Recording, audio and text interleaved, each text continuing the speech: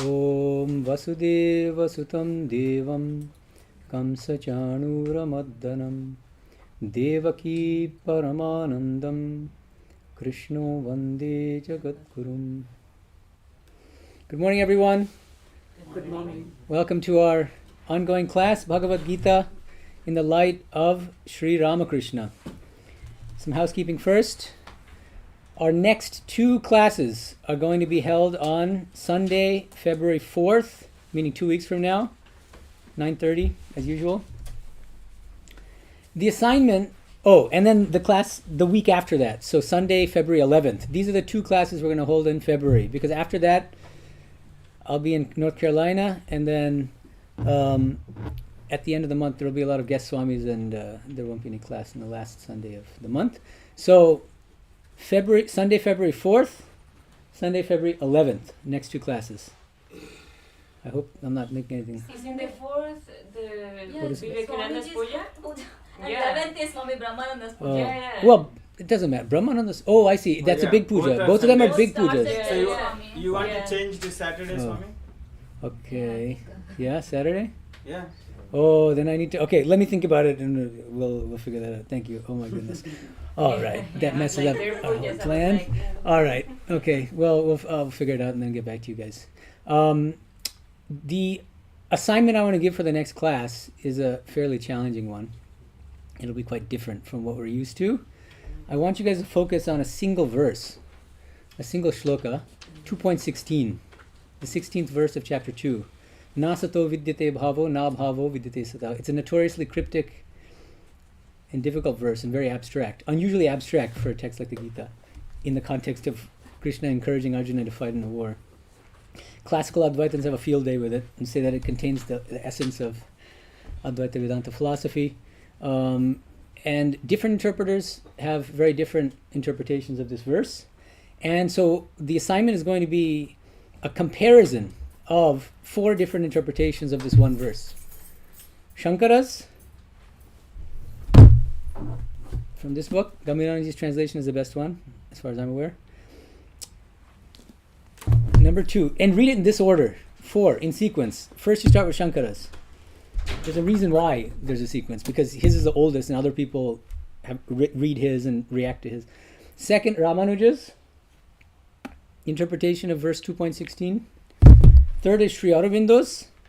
Where is Sri Aurobindo's interpretation of 2.16 found? On page 62 of Essays on the Gita, beginning with the sentence, "There is no such thing as death, for it is the body that dies and the body is not the man." There's a little few sentences. It's very deep, and it requires reading and rereading to figure out what is he saying, how is he interpreting this, how is it different from Śaṅkara's and Rāmānuja's. And the 4th commentary I want you to read is, I didn't bring it, oops, Swami Tapasyanandaji's version of the Bhagavad Gita. He's got a footnote. See, the way his works is, he's got verses which he translates, and he doesn't give a running commentary on all the verses, but he has footnotes to some of the verses. There's a footnote to this verse, and he's got a very interesting discussion of this verse. I want you to read that footnote, which is his discussion / commentary on 2.16. So these 4 different interpretations of 2.16, I'll give you study questions, but they'll be based on this. Right? What are their interpretations, and compare them. Which do you think is most plausible and why, if any? That kind of stuff. That'll be the next assignment. It'll be a little difficult, but it's good. It'll make you think. As far as the dates of the next class, we'll have to figure that out. Some people have been asking about the annotated PDF with verse references. I'll put it in this class's YouTube description, so you can access it. But keep in mind that because it's constantly updated, you have to download it each time to get the latest references. So you can't just download it once and that won't magically update on your hard drive. That's not the way things work. So you have to go back to that same link and download the latest file to get all the latest verse references, because we'll be updating that regularly. And one stray note from our last class, which is that we were talking a great deal about the distinction that Sri Aurobindo makes between Nirguna and Trigunatita, and that he's encouraging Arjuna to pursue the Trigunatita ideal rather than the Nirguna ideal, because the Nirguna ideal comes closer to classical Advaita Vedanta, and it encourages quietism and focusing only on the impersonal aspect of the Supreme, whereas the Trigunatita ideal is worshipping Purushottama and serving as his instrument and continuing to work in this world, serve in this world as an instrument of the Purushottama. And I didn't get to the conclusion or the kind of the punchline of the whole discussion, which is something that was pointed out by Jayanti, a devotee in Switzerland. She, I think, rightly notes a connection between, she maps Nirguna, that Nirguna ideal, onto Sri Ramakrishna's Jnani, and the Trigunatita ideal onto Sri Ramakrishna's Vijnani. So, in a sense, Krishna is encouraging Arjuna to be a Vijnani rather than a Jnani, just as Sri Ramakrishna used to encourage Naren, the future Swami Vivekananda. He says, Nirvikalpa Samadhi is a very paltry ideal for you. Aren't you the one who sings, "Oh Lord, thou art all that exists"? You're here to serve humanity. So there's this interesting parallel there. Okay. Now we can get to today's discussion. Our assignment was chapter 7 of Essays on the Gita. And mercifully, he adds a footnote to the title of chapter 7 where he says it's a discussion of verses 1 through 38 of chapter 2. He usually doesn't explain which verses they are, but in this case he does. Chapter 2 of the Gita is a very long chapter. It has 72 verses. And Sri Aurobindo helpfully outlines his understanding of the overall structure of the Gita. And so I wrote it out. Okay, now this is... Oh, you screwed it again, right? Jagdish, come. Flip it. Okay. Thank you.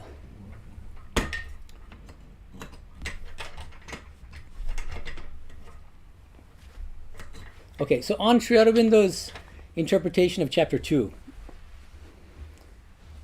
Verses 2 through 8 of chapter 2 contain Arjuna's reasons for not wanting to fight in the war. That's what we'll be discussing today, in today's class. I'm going to go through each verse one by one. So the format of the class is going to be a little different. I ask that you hold off on questions unless they're absolutely sort of directly related to what we're talking about, because there's a lot to get through. Verses 11 through 72, the rest of the chapter, contain Krishna's long two-part reply to Arjuna. What are the two parts according to Sri Aurobindo? 2.11 through 38, so verses 11 through 38 of chapter 2 contain what Sri Aurobindo calls the highest ideas of Aryan culture, in which Arjuna has been educated. And see how I've nested them, right? So you can... So under 11 through 38, he also makes two further categories. This relates to study question number 2. Interestingly, out of all of you, and it's like 20 people roughly, because all of you and then also online participants, there's only a single person who agrees with me on this, Bindu. So I'm giving you mine and Bindu's understanding of the... So 2.11 to 30 and verse 38. This is the real sticking point for most of you. Everything else is... I mean, most of you said you did 2.11 to 30 and 2.31 to 38. That's what most of you did. And Bindu and I went out on a limb and put 38 up here. And some of you very interested, like Chinmoy and a couple others, were like, well, I think 38 is kind of straddling both. I think that's what Chinmoy said. So anyway, it's interesting, and I don't want to be dogmatic, and so think for yourself, but this is my take on it. Why do I think that? It's because, let me give you my evidence, which supports mine and Bindu's interpretation. This would be page 66.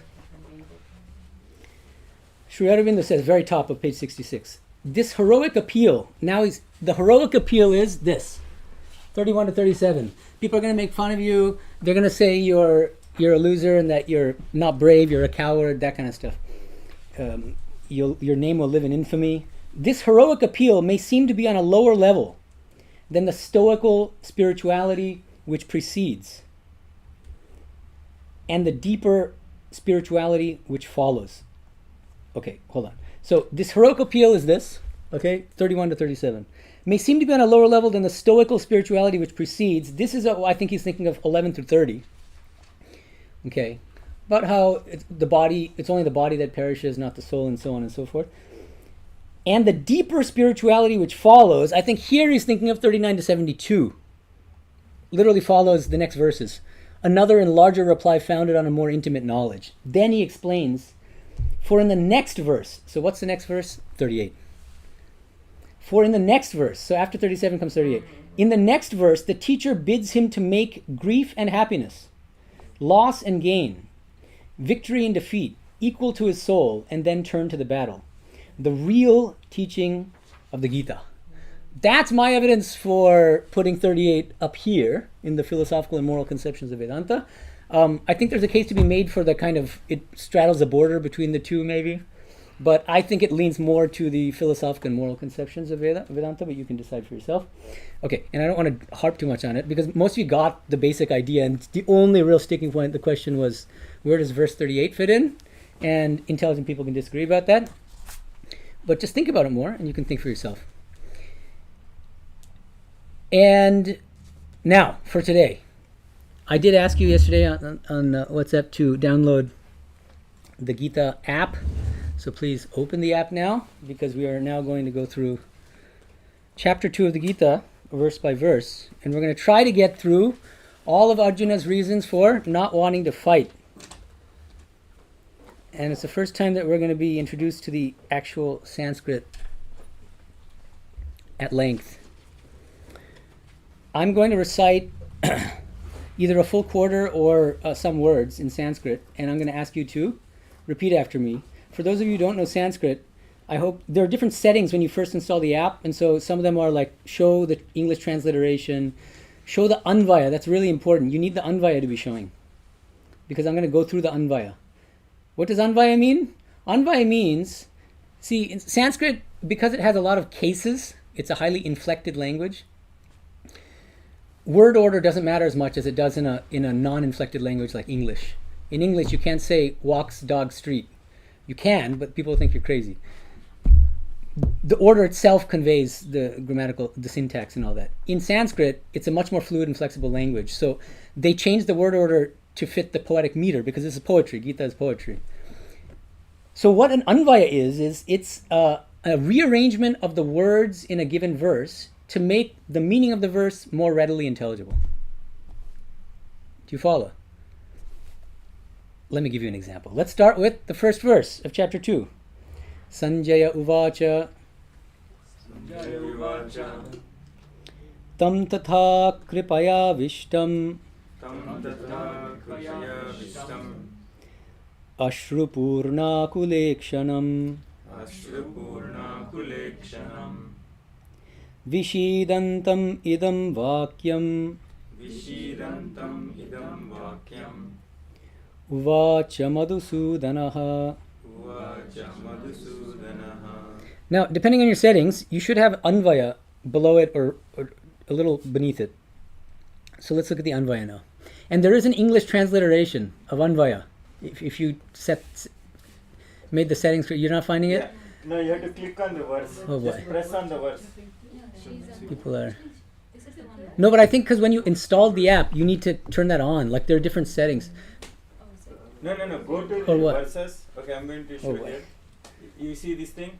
So chapter 2, I click the verses. Then you will see in this format, right? Do you see this format? Lines? Oh no, I see a different format. Okay, no, you see it, line is there. So click on Now that. click it. Click on the verse itself. Click on Click on the 2.1. verses. Click on the Sanskrit of 2.1. Both of us have the same view. And then what? We have a Okay. If you click it, it gives Yeah, but then what? Wow, is I go- it? What- oh, I'm Lord. over here. Okay. Is it working? Yes? Are you in? Did you get it? Okay, so you guys figure that out. Have it right? But we have to move forward here. So, Anvaya. oh, you How many people can see the Anvaya? Raise your hand. Nobody is able to see the Anvaya? Okay, 2 people can see the Anvaya and everybody else is lost. That's not good. Oh boy. So, Mm. what will I just say? If worse comes to worse, you need to uninstall the app and reinstall it on the place, Google Play or wherever, if it's Apple iStore. Or what, not iStore, what do you call it? Apple Store. App Store. Apps, yeah. And then at the beginning when you first open it, you make the settings and you make sure the Anvaya is showing. Yeah, it's gonna be downloaded. Re-download. Yeah. I mean, it's glitchy. This is a free app, but it's glitchy. And often, especially with the iPhone version of the app, the moment you go into settings, the whole program shuts down, unfortunately. So there are weird issues with this. So then you have to uninstall the whole app, reinstall it. In the beginning, it'll offer settings. Make sure the settings include Anvaya and whatever else will help you in reading the Sanskrit. Sandhi is useful to have. Okay? Okay, we're going to have to move forward, though. Yeah. Is there anyone here with Android who was able to successfully download? Oh, yeah. By the way, another unfortunate problem is that with Android phones, if you update your OS to the latest one, that apparently is not compatible with this app. So they're like, because you tried I yesterday. have another data app. I just Yeah. along as best I can. Yeah, okay. I mean, you got to make do. I'm sorry. It's unfortunate. Okay, so, Anvaya. Sanjay Uvacha. Sanjay said, Tatha kripaya avishtam ashrupurna akula ikshanam vishidantam tam madhusudana idam vakyam uvacha. Okay, Tatha kripaya avishtam. The word kripaya avishtam, this is very interesting, the phrase. Arjuna was avishtam, overcome with what? Pity. Kripa. Kripa. The Sanskrit word here is kripa. And kripa is an interesting word in Sanskrit because this is an attribute of God. This is one of the great qualities of God. Grace. No, Compassion. compassion. Yeah. Grace sometimes you can say as well. But compassion, yeah, sure. Grace, love. But no translator translates this as compassion. Why? Because it all depends on context. And there's a different lower meaning of the word kripa, which is more appropriate here, which is, Sri Aurobindo uses the term pity. Pity. Yeah, exactly. And so it has this double valence, and you have to decide based on context. Here, clearly, it means pity. Gita Stevens, one of the online participants, makes a really nice connection with one of Sri Ramakrishna's famous teachings. Can anyone guess which one of Sri Ramakrishna's teachings this relates to? This contrast between compassion and a kind of more selfish pity on the other. What are the two Bengali terms he uses? Yeah. Excellent. Huh? And Karuna? No, you're almost there. Daya, what's the contrast? What does he contrast with Daya? Maya? Yeah, very good. Excellent. Wonderful. Exactly. He taught, Sri Ramakrishna used to teach, there's a world of difference between Maya and Daya. These are the two words he uses in Bengali, which are both Sanskrit words. Daya is a universal compassion and love for everyone because that person sees the same God in everyone. And it's a completely unselfish divine love.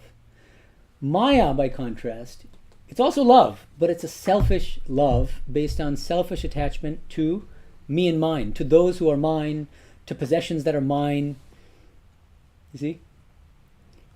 And the same word, kripa, has both the Maya valence and the Daya valence, depending on the context. Here it has more the Maya. All of you were right in your answer to study question number 1, which is that compassion is completely selfless, whereas pity is grounded in ego, right? And often pity involves also self-pity and a kind of self-indulgence, as Sri Aurobindo points out. Okay, so all of you got that right, so I don't think we need to dwell on that. So Arjuna is in a really pathetic state. He's weeping. Oh, let me continue to explain the Anvaya here. Have more of you successfully found the Anvaya? Okay, good. All right, good. Okay. Tatha kripaya avishtam, overwhelmed with kripa, in this case meaning pity. Ashrupurna akula ikshanam, eyes full of tears. Ashrupurna. Vishidantam, completely depressed. Tam, that person, to him, Madhusudanaha, Krishna. Madhusudana means Krishna. Idam vakyam uvacha, said the following words, introducing the next verse. So, let's go to verse number 2. Shri Bhagavan uvacha, Shri Bhagavan Vacha Kutastva kashmalamidam Kutasva Kashmalvidam Vishame Vishame Samupastitam Samupastitam Anaryajushtam Anaryajushtam Asvargyam Asvaryam Akitikaram Arjuna. Akirtikaram Arjuna. Very good. Anvaya. So now I hope you're getting the hang of what Anvaya means and why it's helpful. It's rearranging the words in the shloka to make the meaning of the shloka more readily intelligible. See, notice, Sri Bhagavanuvacha is the same. It's the same sequence. But then after that, he. The word he does not even occur in the verse. So why is that in the Anvaya? To help us. The word Arjuna is in the verse. But what is the role of Arjuna grammatically? Krishna is addressing Arjuna. So he's saying, hey, like in English. This is one of those funny cases where it's not a false friend. What's the opposite of that? Where it's actually, hey, if I say, hey, Anthony, it means I'm addressing him. Same thing in Sanskrit. Hey, Arjuna, it means, oh, Arjuna. Okay, so they add a hey here to help us to understand the meaning, even though it's not in the original verse. Hey, Arjuna, oh, Arjuna, Vishame, in this moment of crisis, in this hour of turmoil and crisis, Kutaha tvaidam anadyajustam asvargyam akitikaram kashmalam samupasitam. Notice this is not the sequence of words in the verse. It's rearranging them to help us understand. It's not always perfect. There are mistakes in the Anvaya, unfortunately. This app is not perfect, but it's free, and so we don't really have a right to complain. Kutaha tva idam anadyajustam. Where does this anadyajustam come from? This un-Aryan behavior, this behavior that is not cherished by the Aryans. Asvargyam, behavior that is not conducive to going to heaven, that is by no means heavenly. Akitikaram, this kind of behavior is not going to bring any kind of glory to you. Kirti. Kashmalam, it's a kind of stain upon your soul. It's a metaphorical meaning of idea of stain. Samupasitam. Where has this come? Samupasitam means, how has this come on you, this great warrior, braver than anyone else in this entire world, and now you're weeping and wailing like a crybaby. Okay, so this is what I would call Krishna's tough love. I mean, poor Arjuna is weeping here, and I have to kill my own gurus and my relatives, and Krishna says, get up and fight. And but see, this is divine compassion, tough love. From maybe externally we might think he's being too harsh, but this is what he needs. See, God knows what we need. Sometimes we need a good slap in the face. Okay, third verse. And he continues with the tough love. Klaibyamma sma gamaf partha naitattvai upapadyate kshudram hridayadaurbalyam tyaktvotishtha parantapa. Hey Partha, oh Partha. Hey is not there in the verse, but he's adding it, whoever the app developer is. Oh Partha, meaning Arjuna. Klaibyam masmagamaha. Klaibyam is interesting. It's an interesting word. In Sanskrit, any of you who know Sanskrit will know that it has three genders. There's male, there's female, and then there's this third one, neuter gender. So this is it's the same word used for the neuter gender. Why are you being behaving like a castrated person? Somebody with no virility, neither male nor female. Etat tvai na upapadyate. This is a beautiful phrase. Na etat tvai upapadyate. This does not befit thee. This does not befit thee. He's specifically speaking to Arjuna here. This is not one-size-fits-all advice. This is advice to the great warrior Arjuna, the Kshatriya, whose swadharma it is to fight in this just war. To fight evil and injustice. That's important. Another thing is, I think it has maybe two different dimensions. Na etatvai upapadyate. This does not befit thee. One is, do your swadharma as a kshatriya, as a great warrior. That's the simplest and most obvious meaning. But there's a deeper meaning, I think, and this is something that Swami Vivekananda, I think, echoes when he says, one of my favorite teachings, he says, whenever you're confronted with sense vanities and weaknesses, he says, with your own lower nature and its impulses, he says, tell yourself, this does not befit thee. This does not befit thee. Because we're souls, we're eternal souls. We're divine beings, we're children of immortal bliss. This is the deeper spiritual meaning behind na etatvai upapadyate. This does not befit thee. It's a very helpful it's a very positive way of dealing with our lower impulses, the lower self, kama, krodha, anger, lust, greed, and all these things. instead of feeling bad about it and guilty and this Christian idea of, oh, we're sinners, you remind yourself of your higher spiritual nature. So I think that's also implied in this na etatvai upapadyate. I think that's what Swami Vivekananda picks up on. He Parantapa. And so this is the second epithet for Arjuna. O Parantapa, scorcher of foes, scorcher of your enemies. So these epithets are also significant. He's referring to Arjuna to remind him of his true nature. You're a great warrior. You're supposed to kill enemies. That's your swadharma. Parantapa, you're a scorcher of foes. Shudram hridaya daurbalyam taktva uttishta. Shudram hridaya daurbalyam. Hridaya means heart. Daurbalyam means weakness. Weakness of the heart. Shudram, this kind of poverty. Lowliness. Kind of a state of being pathetic. Tyaktva, renouncing all that. Weak-heartedness, faint-heartedness, this lack of virility. Get up. And uttishta. Uttishta means get up. Get up and fight. Okay? Tough love. This is Krishna's tough love to Arjuna. Now, let's continue. Verse 4. Arjuna uvacha. Arjuna Vacha. Katham bhishmam Katam Bhishmam. aham sankhye Aham Sankhe. dronam cha Dronam Cha. madhusudana Madhusudana. ishubhihi Ishubhi. pratiyotsyami Pratiyotsyami.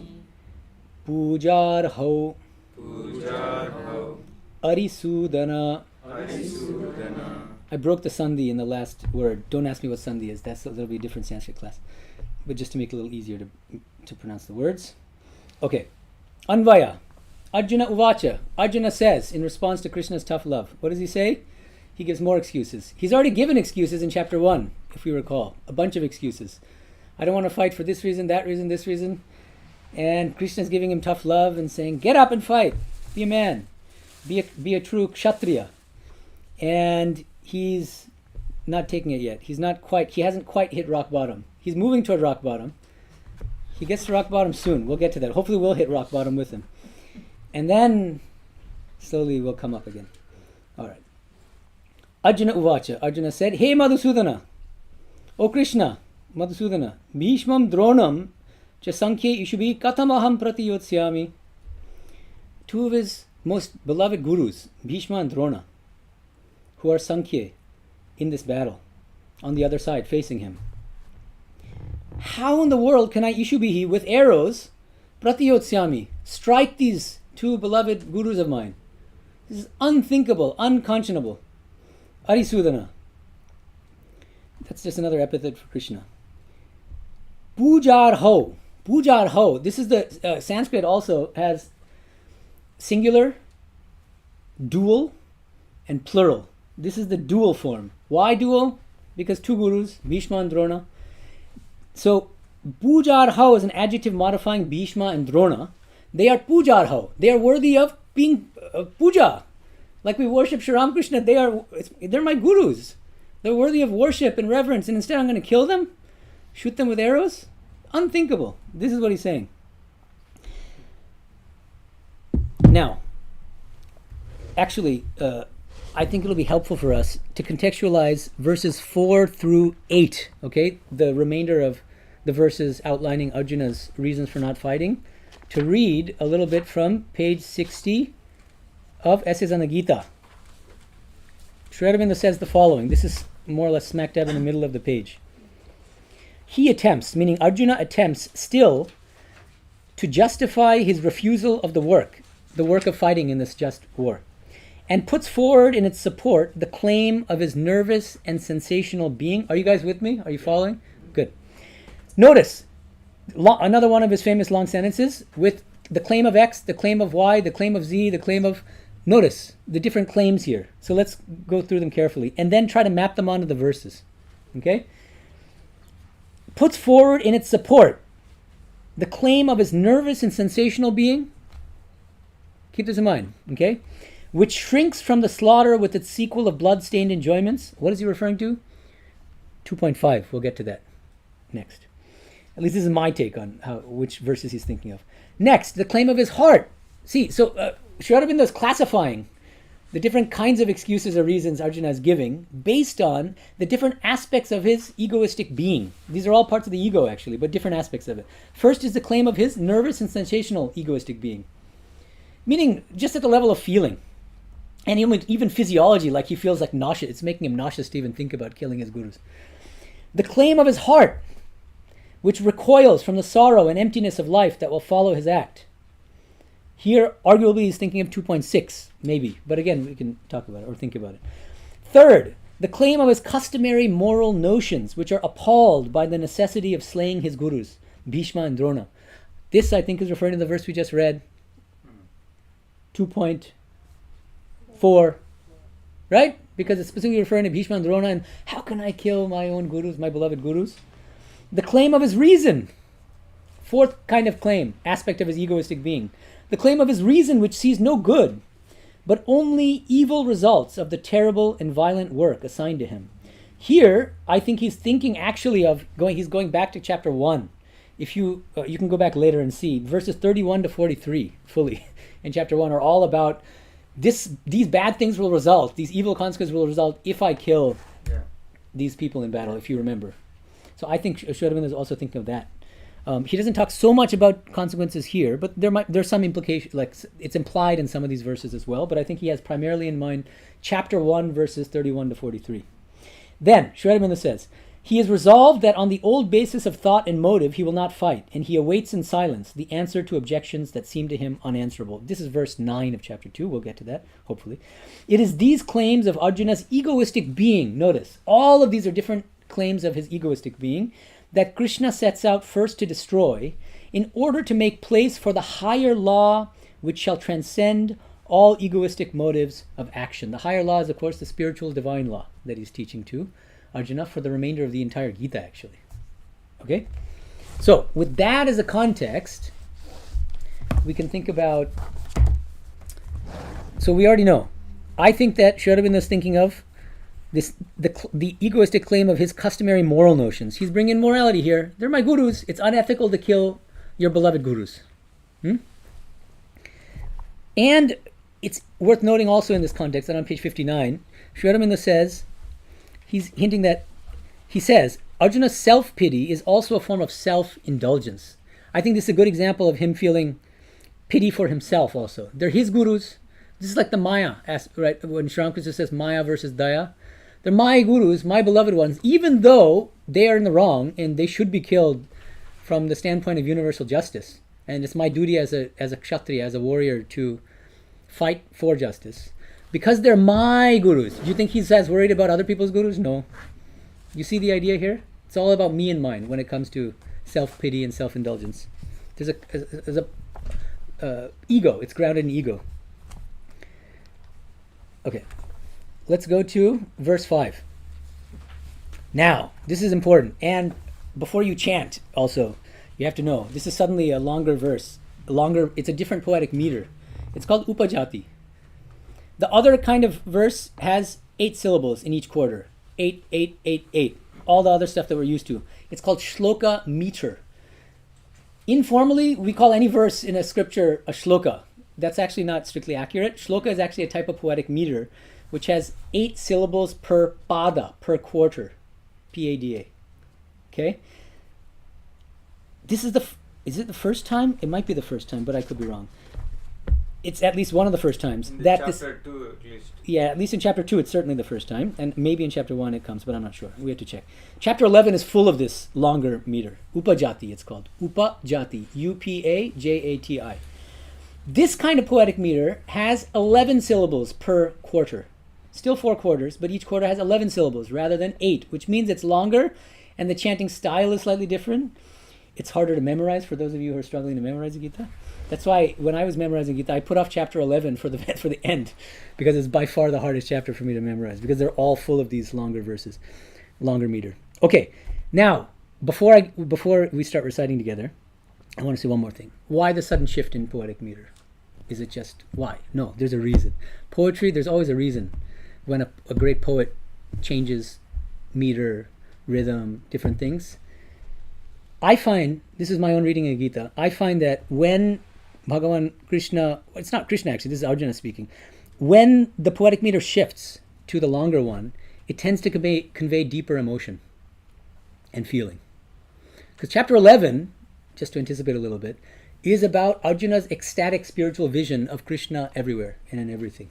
As both good and evil and time the destroyer and this and that, the one that Robert Oppenheimer loves so much. That verse is taken from chapter 11. So it's literally depicting a spiritual ecstasy, a very, very high spiritual state. So naturally that's going to be in this longer poetic meter. It's full of the spiritual feeling. Here it's not spiritual feeling so much as deep depression and anguish and sorrow. But that's also equally a feeling. And I think it's significant that the poetic meter shifts from shloka meter to upajati, this 11:11. So now let's read with that as prelude. Gurun ahatva hi mahanubhavan shreyo bhoktum bhaikshyam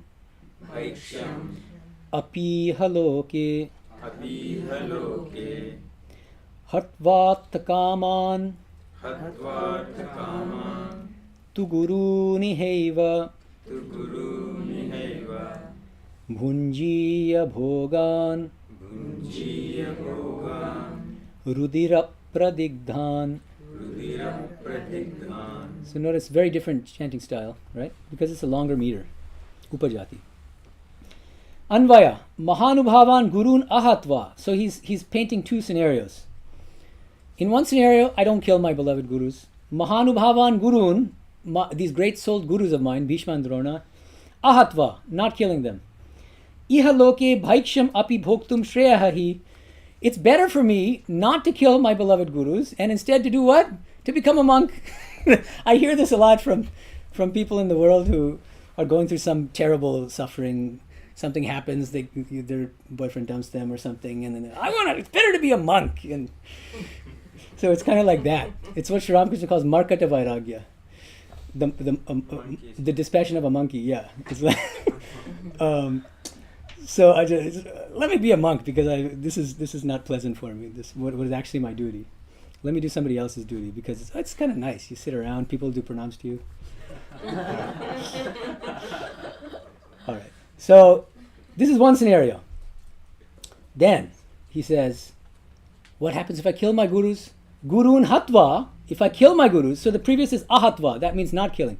This is hatva, gurun hatva. Iha rudira pradigdhan artakaman bhogan evatu bhunjiya. What will happen? I'll enjoy, but what will I enjoy? Now this is very poetic and metaphorical. I will enjoy the blood-stained rudira pradigdhan. Rudira means blood. Rudira pradigdhan what? Artakaman bhogan. Bhogan means enjoyments, worldly enjoyments. What are those specifically? Artakaman. In traditional Hinduism, there are 4 purusharthas, values in life. What are they? Excellent. Dharma, artha, kama, moksha. Dharma means ethical living. Artha means acquisition of wealth, material prosperity. Kama means fulfillment of sense desires, worldly desires. And finally, moksha is liberation from rebirth. And this artha and kama here is referring to the second and third here, right? Worldly enjoyments, fulfilling of worldly pleasures, and also acquiring material prosperity. Okay, I could get all that in the world, Arjuna is saying. I could be the richest man in the world, but I'll be miserable. Why? Because these enjoyments are blood-stained. This is very poetic. Because I've got it on the basis of bloodshed, killing my own beloved gurus. Okay, so he's giving some pretty powerful reasons. So powerful that great intellectuals like Nobel laureate Amartya Sen says Arjuna wins the debate. Krishna fails. He's not, he's on the side of Arjuna rather than Krishna. And there are others. I think Motilal also says something. Gandhiji has a whole metaphorical reinterpretation of this because he can't even fathom that Krishna is actually encouraging him to fight in a physical war, in an actual war. Okay, so this is, we shouldn't just lightly dismiss what Arjuna is saying. There's a real pathos in what he's saying and power. And that's also, I think, why it's helpful for Sri Aurobindo to classify the different kinds of reasons he's giving at the different levels of his egoistic being. So this seems to me, the 4 was the claim of his customary moral notions. 5, what did I suggest 5 was? The claim of his nervous and sensational being, which shrinks from the slaughter with its sequel of blood-stained enjoyments. bloodstained enjoyments, key word here, rudira pradigdhan bhogan. Right? So it's pretty clearly referring to 2.5. Right? Okay. Let's go to the next verse. Verse 6 of chapter 2. Oh, we're going to read 6 through 8, and then we'll discuss them together. Okay. So just be patient. Na chaitad vidmaha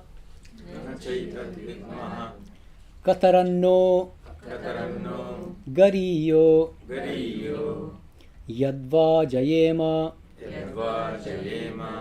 yadiva no jayeyuhu yan eva hatva na jijivishamaha devastitaha pramukhe dhartarashtraha. Verse 7. Karpanya dosha upahata swabhavaha prichhami tvam dharma sammudha chetah yachreyah syan nishchitam bruhitan me shishyas teham shadhimam prapannam. All right. So he's still in this very, very emotionally wrought state, right? I think he hits rock bottom right here, verse 6. That's up to different people to decide. And you'll see why in a second. Well, he hits rock bottom in 6, and then the turning point comes, in my opinion. So, but let's look at each. Oh, sorry. Oh, I didn't get to 8. Let's read 8 first. Then we can come back to 6. Okay. Nahi prapashyami mamapanudyat yachokam uchchoshanam indriyanam avapya bhumavasa patnamriddham rajyam suranam api chadhipatyam. Good. So 6 through 8. Let's go back to 6. Anvaya. 6, I believe, is his rock bottom. Etat cha na vidmaha na katarat gariyaha yatva jayema yadiva naha jayeyuhu. Now, in this context, na vidmaha, I don't know. Naha, what is for us? Naha means for us. Katarat gariyaha, which is better? Which of these two options is better? First option, yatva jayema, if I kill those evildoers who contain my loved ones in battle. Or the other option, yadiva naha jayeyuhu, or if they defeat me and us, naha means us, in battle. Which is better? I don't know, he's saying. Yan, why? Yan hatva na jijivishamaha te eva dhatarashtraha pramukhe avastitaha. He's saying, those very people, by killing whom I will lose all reason for living. If I kill those people, then what the heck? What's the point in doing this? Better to let them kill me and us. I mean, our side of the battle. Because it's unthinkable. Because if I kill them, I will lose all purpose in life. He says in chapter I'll have nothing 1 to live also for. that there will be nobody to share the joys with or something like that. Yeah. This is all very much a continuation of the reasons he already started giving in chapter 1, exactly. And I think Sri Aurobindo here is thinking of the claim of his heart. And possibly the claim of his reason. He's giving reasons here. One of the reasons, and there's also kind of self-pity here, right? Because, they're my beloved gurus, and if they're gone, then what do I have to live for? So there's a self-indulgence and a self-pity. There's a lot going on here. And I think he really hits rock bottom here. And as we all know, hitting rock bottom is often a prelude to Getting up. getting up. And moral and spiritual progress and awakening, and sometimes we really have to hit rock bottom before we can build ourselves back up. And this is what happens, I believe, in verse 7. Because notice the difference in tone. Let's look at it carefully. Well, he's saying, I don't know. Yeah, and that takes that takes a lot of courage, self-awareness to just say, I don't know. Well, let's look at the exact meaning of each word, and then we'll talk about it. Karpanya dosha upahata swabhavaha. His swabhava, his nature is what? Upahata, overcome by karpanya dosha. This is an interesting word to use. Remember, it's poetry, and so often the poet will use words that are kind of evocative, not necessarily like the most obvious word to use. Because in Indian languages, karpanya, it comes from the word for miserliness. Kripan in Bangla. Kripana, it must mean the same in Hindi, is that correct? Karpanya in Telugu means the same thing. A miser, it's a negative word for somebody who's very stingy, is the opposite of generous. This is clearly a metaphor here. I mean, he's not saying that he's not generous in a material sense, but a kind of selfishness, a miserliness of spirit, a lack of generosity in this deeper sense that Sri Ramakrishna talks about when he's contrasting Maya with Daya. Don't keep thinking about yourself and don't be self-indulgent, but that kind of, I think this is what Krishna has in mind when he says Karpanya dosha, upahat. When the poet is describing Arjuna as Karpanya dosha. Or Arjuna himself is describing it. So here's the way I put it. Arjuna is finally becoming self-aware in this verse. And instead of just feeling sorry for himself, he's becoming aware of his own weaknesses. Because the first step in spiritual life is brutally honest self-assessment. Brutally honest self-assessment. Where do we stand now, honestly, warts and all, without any obviously the ego is deeply invested in making us look better than we are and making other people look worse than they are. But not doing that, refraining from doing that is a great challenge. And it's one of the great sources of self-deception in spiritual life. Stay tuned for the lecture until next week. Okay. Little plug. Okay. Dharma samura chetaha. Dharma samura chetaha. My mind, Arjuna is saying, dharma samura, totally confused and bewildered about dharma.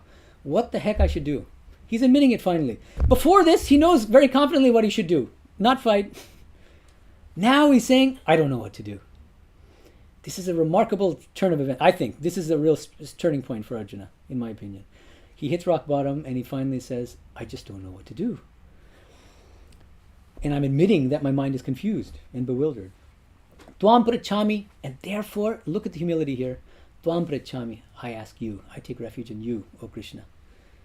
Because I'm helpless on my own, and I don't know what's right, what ought to be done.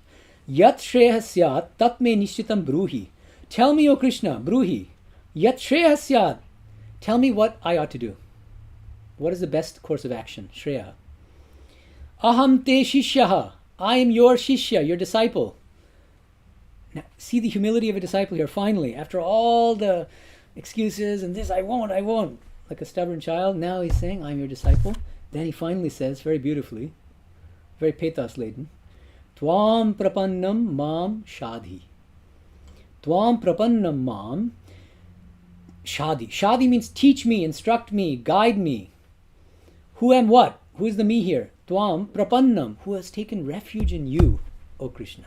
Prapannam. Prapatti is the noun form. This is a very high state of surrender, actually. Surrendering to God. It took all of this flailing and wailing and excuses for him to get to this point, and hitting rock bottom for him to finally surrender. That's why Sri Ramakrishna says, like that bird who's sitting on the mast of a ship in this infinite expansive ocean, and it gets bored sitting on the mast, so it goes very, very far in the north, doesn't find anything, with great difficulty comes back, gets bored again, goes to the east. What happened? After going in all the different directions, finally it says, I'm tired, my wings are tired, let me just sit on the mast. That's surrender. And it often comes after tremendous struggle, suffering, ordeals, challenges, obstacles, this and that. It doesn't come from the beginning. Many of us who think that it comes at the beginning are again deceiving ourselves. Surrender is a very, very high achievement for most people. Okay, but Arjuna here I think really surrenders. And remember, he's not ordinary either. He's a spiritual aspirant, and he's that you'll notice that when Sri Aurobindo is talking about Arjuna, he actually puts him on a pretty high footing. He says he's not an ordinary person. Krishna would not be yelling at an ordinary person in this way. but he's one of the greatest warriors who's been living his entire life for justice and out of genuine compassion for people, and now suddenly he's becoming weak because he has to kill his own kith and kin and loved ones. Okay? Okay. Oh, and by the way, I'll just mention again, reiterate before we get to verse 8. What is the title of chapter 1 again? Do you remember? The dejection of Arjuna. Yeah, what's the Sanskrit? Arjuna Vishada Yoga. Very good. Arjuna Vishada Yoga. The yoga of Arjuna's sorrow. And here I think we get to the yoga part of this. He's been suffering tremendously. But now we see, with this hitting rock bottom in verse 6 of chapter 2, and now this turning point where he admits finally, I am confused, Krishna, and I take refuge at your lotus feet. Please guide me as to what to do. We see how he's learning through his suffering. This is why Swami Vivekananda would often say, suffering is the great eye-opener. It's not pleasant, but we often learn most through our suffering. Each one of you, I'm sure, many of you are older than me, you know that many of us learn more from our suffering than from our pleasures. In pleasure, we often forget about God. In suffering, we think of God, we think of higher things, spiritual things. What's the point? What have I done wrong? What went wrong such that I now find myself in this predicament? And how do I improve myself in my situation? That often comes from suffering. Okay, that's just something I wanted to note. Now, let's look at verse 8. This is the last verse in this longer poetic meter. Why? Because this is Arjuna's pathos-laden, very deeply felt speech to Krishna, right? So, this is what he says. Anvaya of verse 8 now. Hi bhumau asapatnam riddham rajyam suranam adipatyam cha avapya api na prapashami yat mama indriyanam uchoshanam shokam aparnudyat. Okay. On this earth, hi bhumau asapatnam riddham rajyam. Even if I get what? Asapatnam riddham rajyam. Riddham means extremely wealthy. Rajyam is kingdom. Asapatnam, unrivaled. Even if it is the wealthiest kingdom in the world, and I get it after defeating these people in battle. Suranam adipatyam. If I become the lord of all the suras, which are the devas, devatas, Indra and all these others. One thing to keep in mind here, I should mention this, is that even though I think that Sri Aurobindo's commentary on the Gita is wonderful and very, very insightful and deep, his translation is, I would characterize it as loose rather than exact. And I would not fully rely just on his translation. I would recommend that you triangulate with other translations. I'm not going to dictate to you which other ones. One virtue of Gambhiranandaji's translation, also Tapasyanandaji. Actually, Tapasyanandaji would be the better one to recommend. Why? Gambhiranandaji is translating Śaṅkara's commentary, and so even the translation is sometimes inflected by the classical Advaitic philosophy, which is going to confuse us. But look at Tapasyanandaji also. I would suggest as a second translation, just to kind of get a sense of, it's a more exact translation. Not necessarily as poetic. Sri Aurobindo was a poet, and so he had this poetic flair. But often accuracy comes at the cost of poetic beauty. Okay? So you can get both. You enjoy both. The more poetic translation of Sri Aurobindo, and also the more accurate and less poetic, more prosaic translation of Swami Tapasyananda. That's just a FYI for you. A heads up. So, even if I become the lord of all the suras, devatas. See, so just to give you an example here, Sri Aurobindo renders that as, see below, the apsis Sri Aurobindo's interpretation, I think that's misleading. It's not his interpretation, it is sort of, but it's his translation. It's a direct translation of the verse. And the interpretation would be his commentary on it, right? But anyway, that's, okay, quibble. He says, he renders the Suranam Adipatyam as even the sovereignty of the gods. And it's a little bit vague about what that means. It's not the sovereignty of the gods, as far as I can tell. It's being the leader of all the gods. Adipatyam. If I'm the leader of all the gods. Okay. But I mean, arguably, the Sanskrit can be interpreted in either way. That's another thing to keep in mind. It could be that the Adipatyam applies to all the devatas. All of them have this sovereignty. So that's what I think Sri Aurobindo thinks. It's not wrong, but anyway. There's an alternative reading, which is that even if I become the head of all the devatas, cha avapya api na prapashami yat mama. Okay.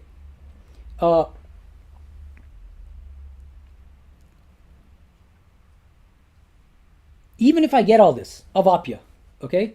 Api, even. Api means even.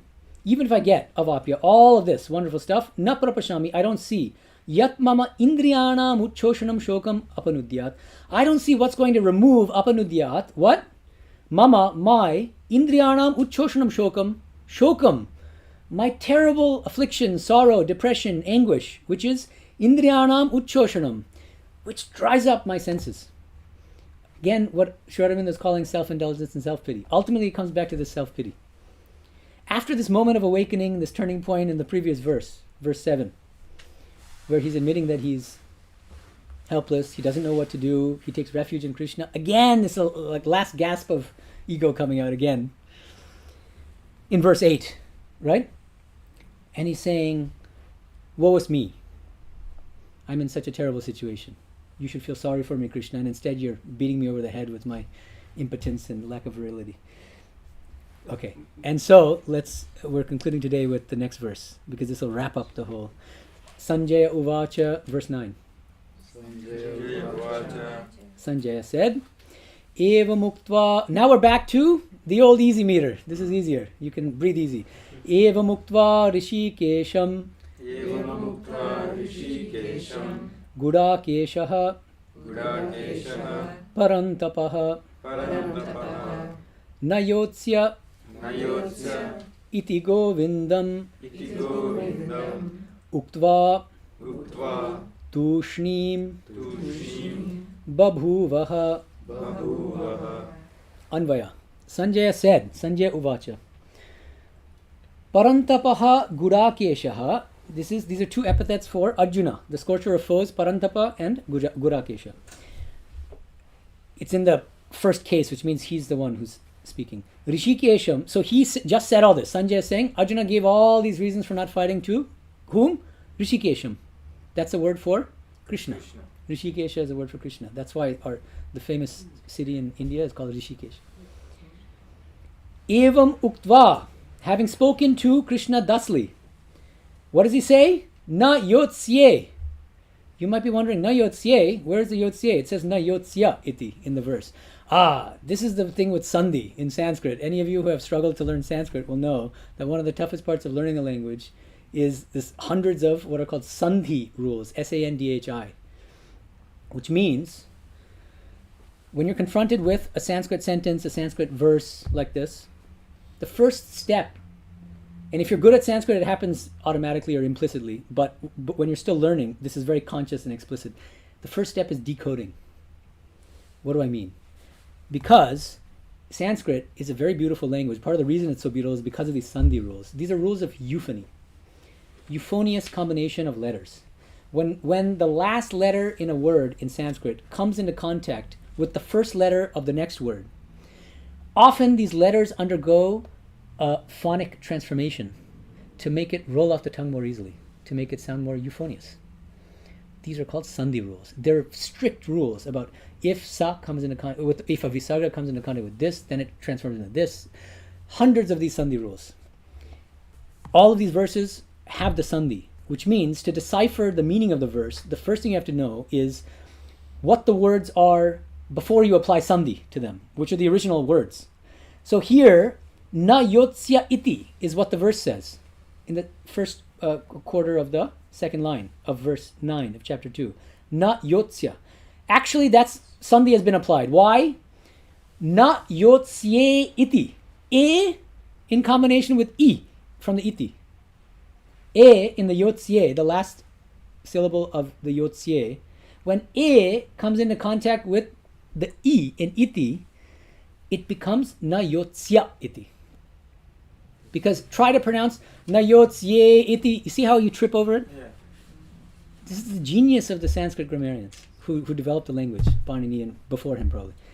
Didn't this enable the Vedas and everything else to come down to us? Yeah, exactly. Because they very wouldn't good. have been able to memorize it Right. if they didn't have these Yeah, rules. because of course there's a great oral tradition in the Hindu, with the Hindu scriptures, and the Vedas were not written for the first, 1,000 years.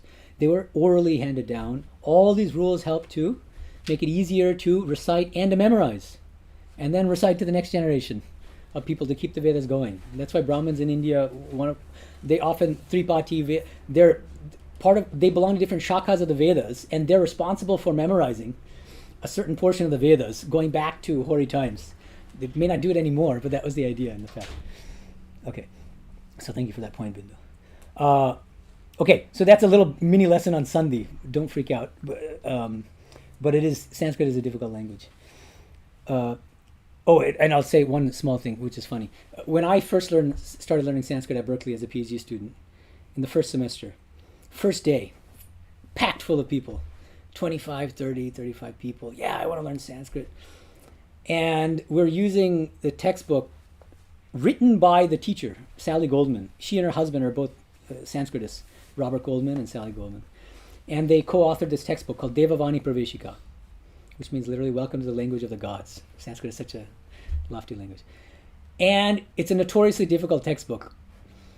Why? Because in chapter 3, which is the very beginning, right after you learn how to read the alphabet, they say, now memorize hundreds of Sandhi rules. Rules of Sandhi, these euphonious. And within days, like within a couple classes, the class dwindled to about 5 to 7. And I asked Sally later, I was like, you know that this Sandhi chapter is just too much for most people. She goes, yeah, that's deliberate. We're trying to weed out the insincere people. So anyway. Okay, so where are we now? Oh yeah, Sanjay Yoga. Okay, but Rishikesham eva muktva. He says, na yotsye, I will not fight. That's what Arjuna's saying. After all this, after even the turning point in verse 7, so you thought that he had turned a new leaf, suddenly now he's feeling sorry for himself again and he's saying, I'm not going to fight. But there was that moment of honesty and vulnerability and humility and surrender. Again, the ego, this is the last gasp of ego coming out in verses 8 and 9. Na yotse iti ha govindam. Indeed, ha means just indeed or something, verily. Govindam uktva, having said this to Govinda, Krishna, tushnim babhuva. He falls silent, tushnim. He becomes silent. It's very dramatic, full of pathos, beautiful poetry. I mean, the Gita is wonderful on so many levels. It's beautiful poetry. It's very profound philosophy. Very edifying spiritually. Very uplifting, and this is one of the reasons why it's so useful to memorize the Gita, actually. Swami Brahmanandaji would encourage people to memorize the Gita, not just read the Gita, but to memorize it. He said, because when lower impulses come, just remembering a Gita shloka will bring the mind up. Especially if you memorize the whole Gita, then you can think of that shloka which is relevant to that occasion. Because there's a Gita shloka for every occasion almost. Wonderful verses about bhakti, karma yoga, if you're faced with sense pleasure, temptation, this and that, so many things. There's a verse. You memorize it, it'll come. And there's something about when you recite it from within or just think about it mentally versus just hearing it. Because it really feels like it's coming from, welling up from the depths of your soul. That's the beauty of memorizing Sanskrit. And the language is so beautiful and powerful. Each verse is a mantra, actually. Mananatrayate iti mantraha means the mantra is meant to deliver us from this samsara, give us liberation. So if we should always study the Gita with that kind of reverential attitude. So that wraps up the class. I'm sorry I didn't give you guys a chance to kind of ask questions, but we will continue now for the next couple classes to read through verse by verse, starting with verse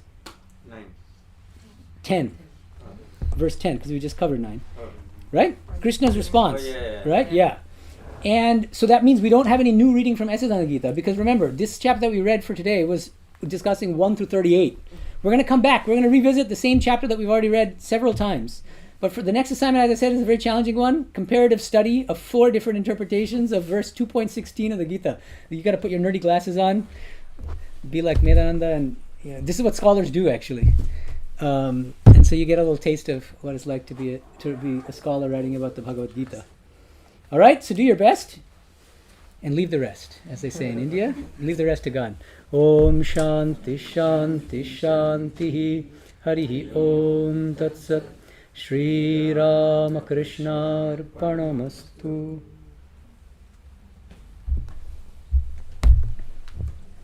Can someone erase this? Is there any Sanskrit You can take a picture of it if it's helpful to you, but if it's not, you can. Okay, somebody wants to take a picture, so go ahead. Huh? Is there any Sanskrit class that